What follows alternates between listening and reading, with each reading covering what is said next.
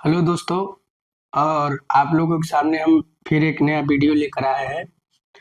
और लगभग लगभग हमने क्या है कि टू फेज सर्वो मोटर ख़त्म ही कर दिया है। तो थोड़ा आज हम जानेंगे टू फेज का रोटेटिंग मैग्नेटिक वर्क कैसे करता है। ठीक, तो उसके बारे में जानेंगे कि टू फेज रोटेटिंग मैग्नेटिक कैसे काम करता है। उसके बारे में आज डिटेल जानेंगे।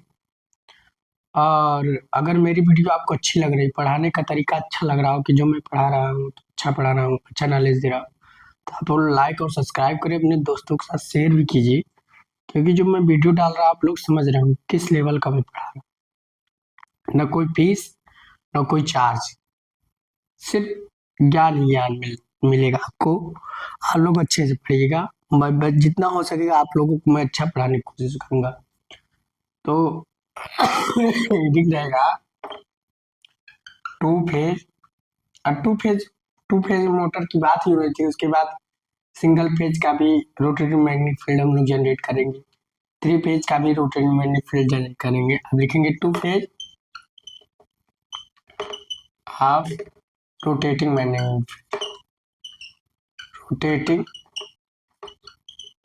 मैग्नेटिक। तो आज हम टू फेज का रोटेटिंग मैग्नेटिक फील्ड पढ़ेंगे। लगभग लगभग सबका पढ़ेंगे, single phase, two phase, three phase तक, जो एग्जामों में आता है। वैसे बहुत होते हैं, 6 फेज, 12 फेज, 9 फेज, लगभग सब होते हैं। तो हम लोग टू फेज का रोटेटिंग मैग्नेटिक फील्ड पढ़ेंगे। टू फेज का मतलब क्या होता है कि इसके स्टेटर में दो फेज की वाइंडिंग होती है। थ्री फेज होगा तो थ्री फेज की वाइंडिंग, सिंगल फेज होगा तो पूरे रोटर पर सिंगल फेज की वाइंडिंग स्टेटर पर। तो टू फेज का मतलब क्या है? टू फेज का मतलब है कि इसके स्टेटर पर टू फेज की वाइंडिंग हम लोग करेंगे। थ्री फेज का होगा तो स्टेटर पर थ्री फेज की वाइंडिंग करेंगे। अब देखो, हम लोग बताते हैं आपको। मान लीजिए ये आपका स्टेटर,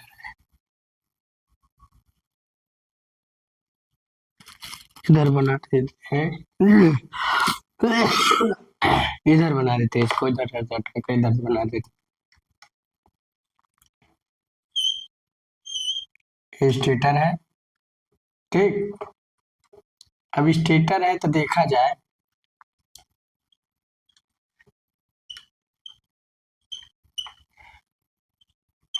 मान लीजिए A1 A2 और B1 B2। देखो ये मिलाकर एक फेज, ये मिलाकर एक फेज, मतलब ये दोनों फेज 90 डिग्री पर स्थित है। स्टेटर है, इस पर वाइंडिंग हमने किया है। तो दो फेज, ये दोनों फेज वाइंडिंग क्या है, 90 डिग्री पर स्थित है। समझ गए? 90 डिग्री पर स्थित है। देखो मान लीजिए इसका साइन वेव बनाए तो क्या बनाए, साइन वेव। अगर साइन वेव बनाए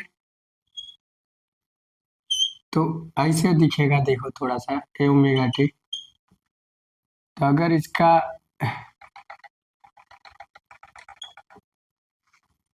ए जो है, ये आपका मान लीजिए, यहाँ हम थोड़ा इसके गोले के अंदर कर देंगे तो समझ में आ जाएगा। स्टेटर ये थोड़ा हम गोले के अंदर कर देते हैं। स्टेटर की अंदर वाइंडिंग है, ये B2 है। तो ए वाली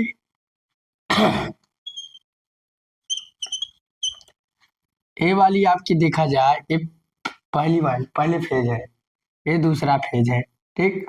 तो पहले फेज अगर देखा जाए तो पहले फेज का जो पहला फेज होता है वो तो अपना 0 डिग्री बनाता है, मगर दूसरा फेज लैगिंग 90 अंश पर। हमने कहा ना, दो फेज वाइंडिंग एक दूसरे से 90 अंश पर स्थित है।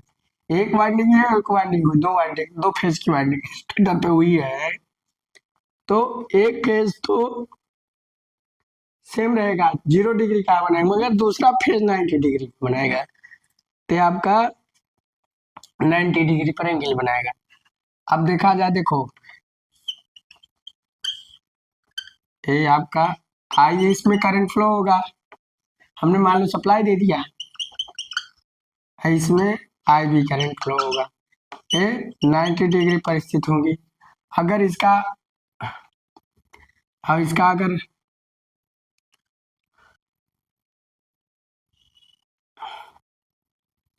आई आर रिजल्टेंट बनाना चाहो, आई आर रिजल्टेंट करंट बना सकते हो।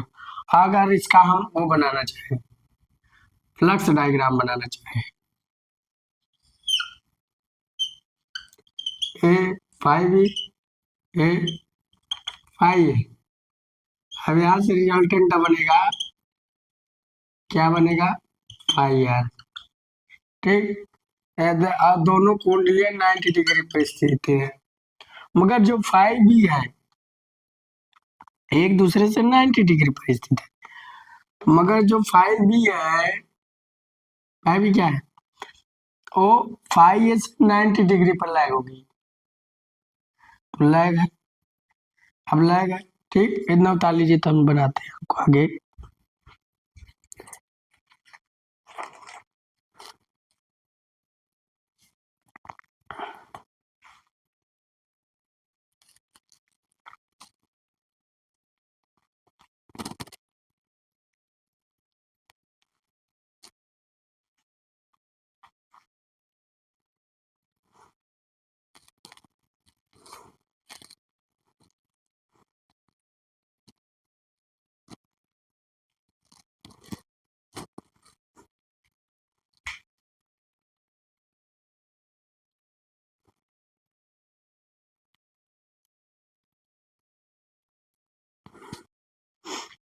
इसको उतार लीजिए आप लोग, तो हम बताते हैं आगे।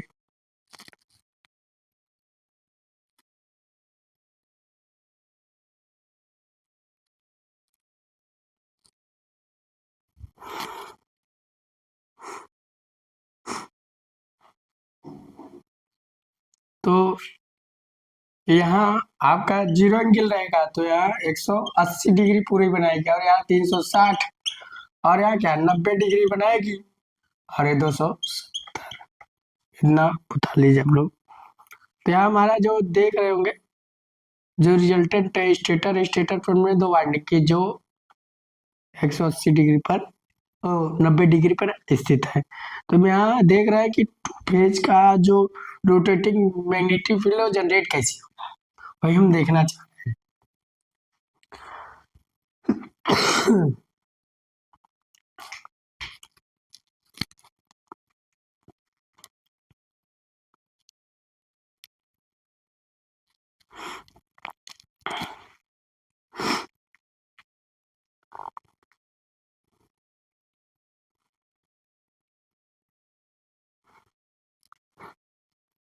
अगर देखा जाए, आप लोगों ने उतार लिया होगा, इधर भी उतार लिया होगा, आप देखो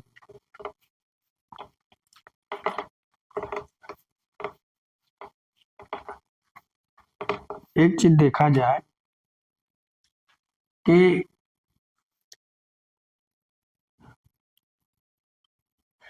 अगर हम इक्वेशन क्या जानते हैं, आई ए इक्वल टू, अगर हम I am sign omega T, first phase में जो करंट होगा आई होगा, और दूसरे करंट में क्या होगा, आई एम साइन। अब भाई 90 डिग्री लैग है आई बी, तो इसे हम क्या कहेंगे, जो आपकी ये वाइंडिंग हो गई, देखो ये थोड़ा सा बड़ा समझाना चाहता हूँ, आप लोगों ने बना तो किया है, समझिए इस बात को। यहाँ से ऐसे, ठीक, अब यहाँ से ये जो आई बी है, ये लैग कर रही है आपकी कितनी, 90 डिग्री, 90 डिग्री लैग कर रही है, लीड नहीं है, लैग है, लैगिंग केस, क्या ओमेगा टी माइनस 90 हो गया। अब इसी को हम लिख सकते हैं क्या, I B equal to I M cos omega T, कितना हो जाएगा, समझ रहे हो, समझ गए होगे। ए आई ए का, ए फाई ए का है, और ए फाई बी का है, समझ रहे हो। अब इस चीज को अगर हम I A equal to proportional phi लिखेंगे, कोई दिक्कत, कोई नहीं, five A equal to 5m sine omega T, और 5 equal to 5m cos omega T. ठीक, समझ रहे हो? इसको मिटा देते हैं।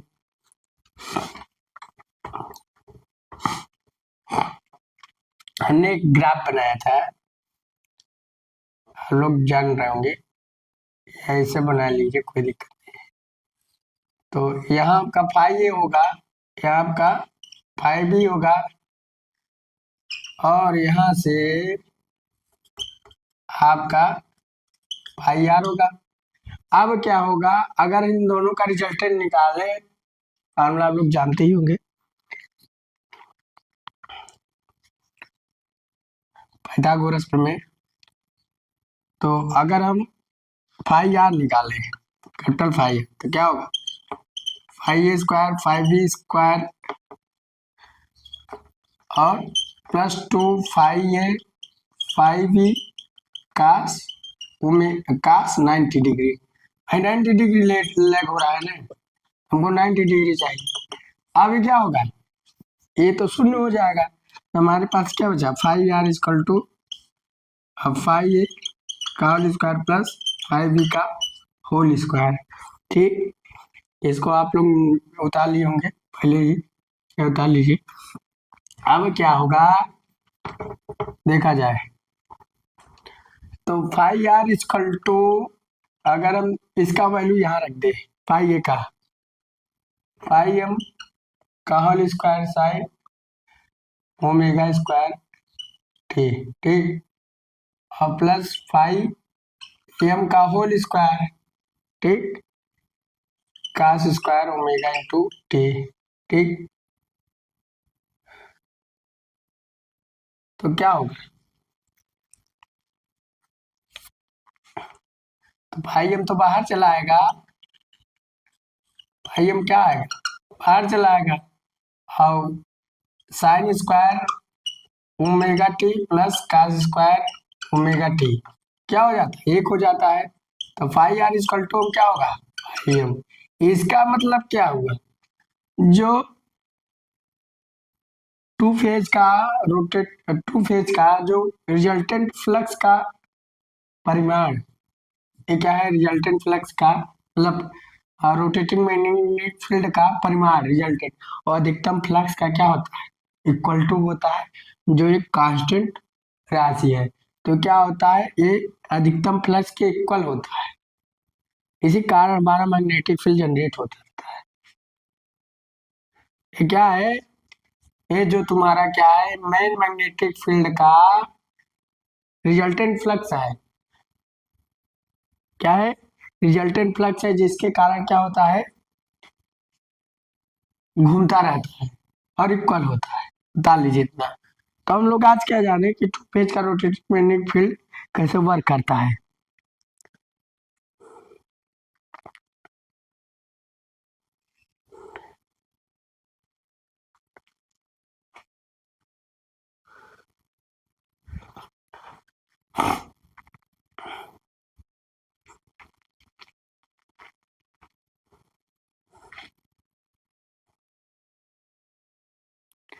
तो क्या हुआ, टू फेज का रोटेटिंग मैग्नेटिक फील्ड का जो रिजल्टेंट फ्लक्स है, अधिकतम फ्लक्स के कांस्टेंट होता है। यहाँ लिख सकते हैं, यहाँ हम लोग बता दिए तो यहाँ लोग लिख सकते हैं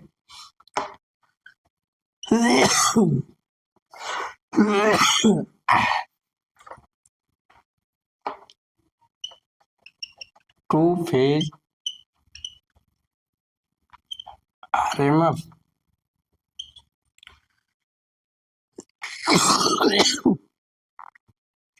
RMF to phase RMF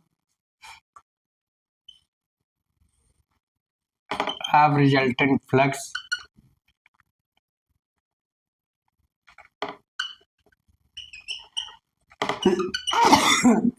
resultant flux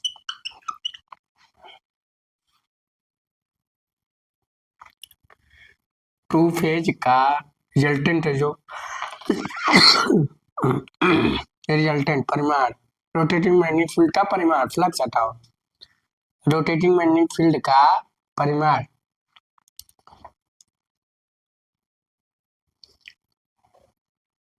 maximum flux के तुल्य होता है।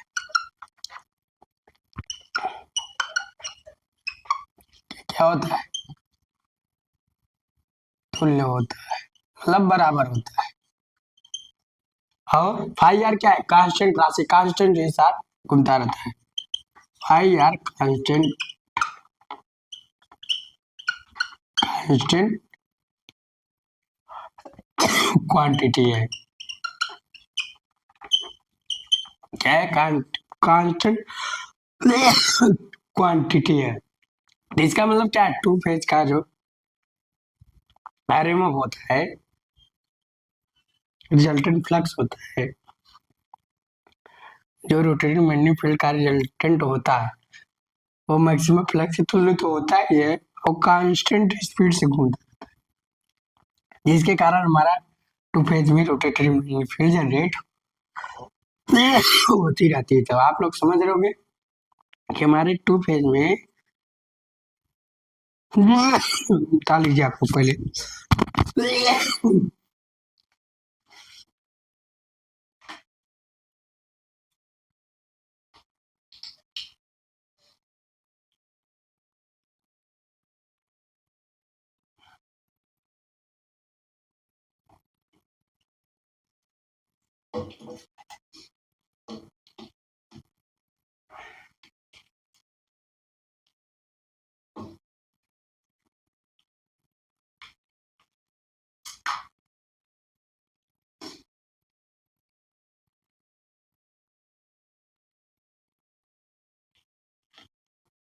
क्या हुआ।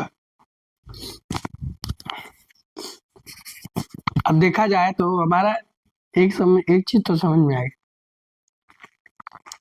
कि टू फेज का जो रोटेटिंग मैग्नेटिक फील्ड है वो जनरेट कैसे होता है। टू फेज हम लोग मोटर अभी पढ़े, two phase servo AC meter, तो जनरेट कैसे हुआ उसमें two phase RMF magnetic field कैसे, तो वही हमने प्रूव किया है। रिजल्टेंट आरएमएफ जो होता है कांस्टेंट क्वांटिटी होती है, मैग्नेटिक फील्ड के कांस्टेंट क्वांटिटी होती है। तो दो ताली होगी।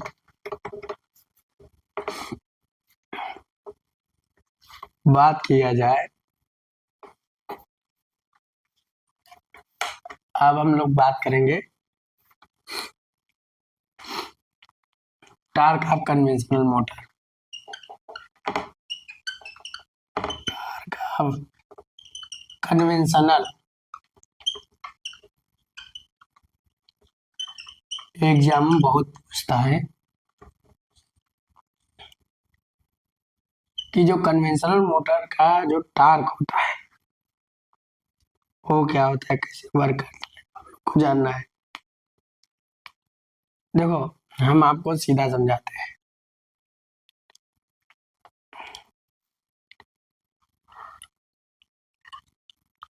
मान लीजिए हमारा मोटर थोड़ा यहाँ से स्टार्ट हो,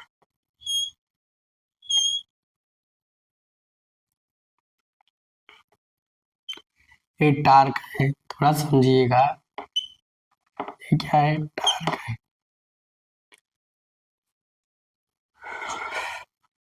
जब हमारी मोटर क्या होती है, स्टार्ट होती है, अरे स्पीड है, यह स्पीड है, थोड़ा समझिए। अब क्या है, मोटर हमारे यहाँ से स्टार्ट करेगी, तो स्टार्टिंग टार्क है। अभी हमने मोटर पर कोई, तो हमारी मोटर क्या है, मोटर को जैसे आप सप्लाई दिए तो मोटर घूमना चालू हो गई, सिंक्रोनस स्पीड से घूमना चालू हो गई। मान लीजिए मोटर हमारे यहाँ घूमते घूमते घूमते यहाँ तक घूमते घूमते यहाँ तक पहुंच गई। तो आपका इस समय हमने मोटर पर कोई लोड नहीं लगाया। क्या नहीं लगाया? कोई लोड नहीं लगाया। तो जब हमने कोई लोड नहीं लगाया, सिंक्रोनस स्पीड से घूम रही है, क्या घूम रही है? सिंक्रोनस स्पीड से घूम रही है। तो जब सिंक्रोनस स्पीड से घूम रही है और कोई लोड नहीं है, तो इसे हम लोग बोलेंगे नो लोड टार्क, टीएन। क्या बोलेंगे? No load torque. तो आपका नो लोड टार्क यहाँ से स्टार्टिंग टार्क से भी कम होगा, मगर मोटर पर कोई लोड नहीं है, मोटर सिंक्रोनस स्पीड से घूमती। तो नो लोड टार्क पूछता है। नो लोड टार्क क्या होता है? मोटर के मैक्सिमम स्पीड पर जो टार्क होता है वो मैक्सिमम स्पीड से भी ज्यादा होगा टार्क।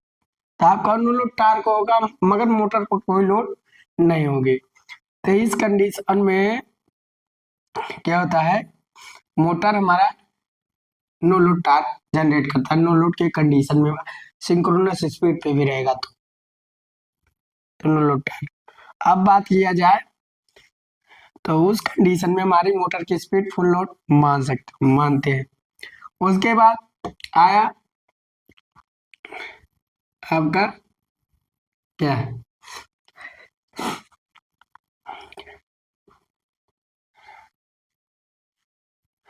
आपका आया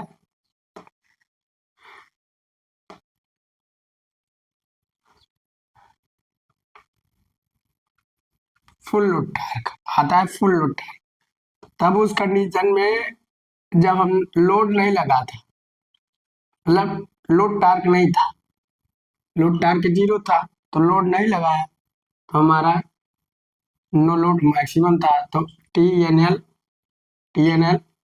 ग्रेटर देन टी एल, तो उससे ज्यादा ही था, वो था ही नहीं। उसके बाद जब हमने लोड लगा दिया, क्या किया, लोड लगा दिया, लोड टार्क। तो जब हमने लोड लगा दिया तो इस कंडीशन में हमारा लोड अब बढ़ा रहे हैं, तो लोड टार्क, अब हमने जब लोड लगा दिया तो उस कंडीशन में जो टार्क जनरेट होगा वो लोड टार्क कहलाएगा।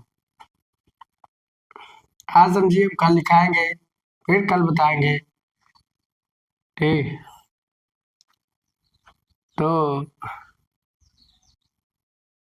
उसके बाद क्या है,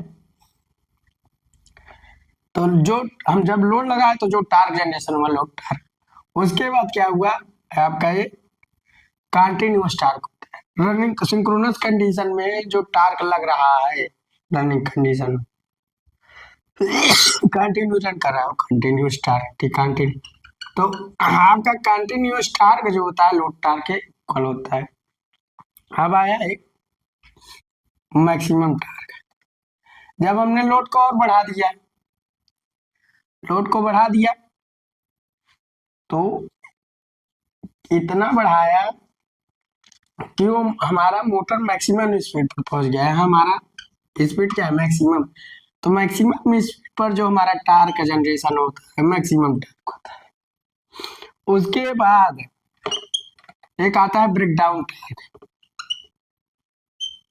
ब्रेकडाउन ब्रेकडाउन टार्क क्या होता है, मैक्सिमम टार्क इक्वल होता है मोटर हमारा सिंक्रोनस स्पीड पर ही रनिंग करती है, सिंक्रोनस स्पीड पर ही रनिंग करती रहेगी, रनिंग करती रहेगी, रनिंग करती। तो सिंक्रोनस स्पीड पर रनिंग करती रहेगी मगर सिंक्रोनाइज फेल नहीं होगी। तो उस कंडीशन में, मतलब उस कंडीशन में जो टार्क जनरेट होगा वो ब्रेकडाउन टार्क कहलाएगा, बीडीटी लिख सकते हो। मतलब अब अगर थोड़ा सा भी लोड बढ़ा दिए तो मोटर सिंक्रोनाइज से जाएगी। मतलब मोटर की वह मैक्सिमम कंडीशन जिस पर मोटर पर टार्क का जो काम करता है उसे हम ब्रेकडाउन टार्क करते हैं, मतलब मोटर। उसके बाद आता है लॉक्ड टार्क। लॉक्ड टार्क क्या होता है, हमने लोड को बहुत ज्यादा बढ़ा दिया, लोड को, लोड टार्क हमने बहुत ज्यादा बढ़ा दिया, बहुत ज्यादा बढ़ा दिया तो हमारा क्या होगा, अब हमारी मोटर की स्पीड शून्य हो जाएगी, स्टार्टिंग टार्क के बराबर हो जाएगी, मोटर की स्पीड जीरो हो जाएगी। क्या हो जाएगी, जीरो हो जाएगी। और लोड बढ़ाते जाओगे तो मोटर आदमी क्या होगा, रुक जाएगा ना। तो स्पीड, तो लॉग टार्क स्टार्टिंग टार्क के बराबर होगा। स्टार्टिंग कंडीशन में जो टार्क हमारा जनरेशन होगा वो स्टार्टिंग टार्क कहलाएगा। तो आज आप लोग समझ गए होंगे, कल इसके बारे में दिखा देंगे इसके बारे में भी समझा देंगे। और मेरी वीडियो अच्छी लग रही हो तो लाइक और सब्सक्राइब करें, अपने दोस्तों के साथ शेयर कीजिए। सोते